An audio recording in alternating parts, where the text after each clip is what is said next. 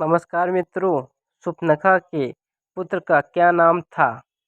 रामायण में एक सर्वथा नई कथा मिलती है जिसके अनुसार शूर्पणखा को एक पुत्र था जिसका नाम जम्बूमाला था। कथा के अनुसार जब रावण ने अपने बहनोई विदुजय पर का वध कर दिया उस समय शूर्पणखा 6 महीने की गर्भवती थी। रावण ने शूर्पणखा अपनी बहन इच्छानुसार पति का वध करने जीवन व्यतीत करने के लिए आज्ञा दी थी।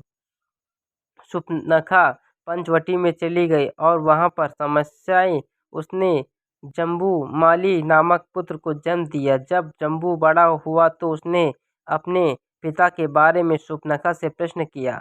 शूर्पणखा से यह जानकर कि उसके पिता का वध रावण ने कर दिया, वो अत्यधिक क्रोधित हो गया और रावण के वध के निमित्त वो तप करने के लिए जंगल को चला गया।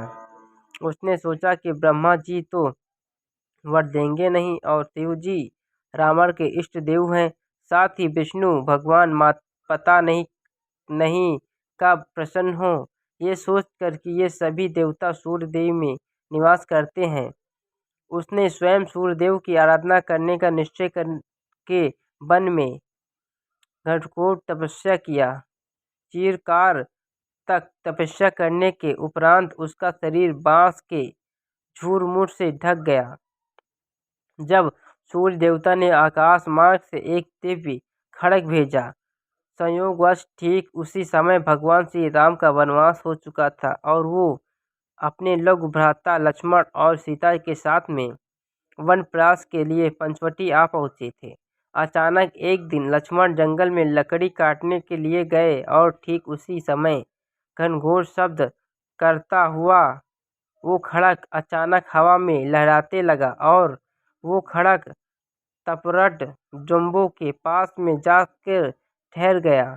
खड्ग से आवाज निकली कि हे जम्बू कुमार, आप धन्य हो, आप ये खड्ग स्वीकार करो। श्री सूर्यदेव ने मुझे भेजा है, लेकिन गर्भ के वशीभूत हो उस राक्षस कुमार ने उस खड्ग को ये कहकर वापस जाने के लिए कहा कि यदि साक्षात सूर्यदेव आकर कि तुमको मुझे समर्पण करते तब मैं स्वीकार कर लेता, किंतु उन्होंने स्वयं न आकर हमारा अपमान किया है, इसलिए तुम उनके पास वापस जाओ।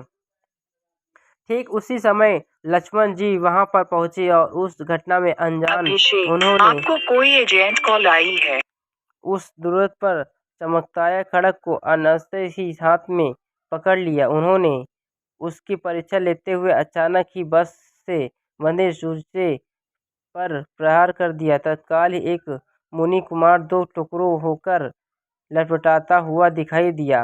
अब वो लक्ष्मण जी एकदम से कत्ल स्वयं में विलाप करने लगे। उन्होंने कहा कि मैं दशरथ का पुत्र श्री राम का लघु भ्राता ऐसा जन्मत कैसे कर बैठा, अब तो मुझे जीने का कोई हक नहीं। फिर वह आपको कोई आत्महत्या एजेंट कॉल आई है। करने को तपस्या उठे।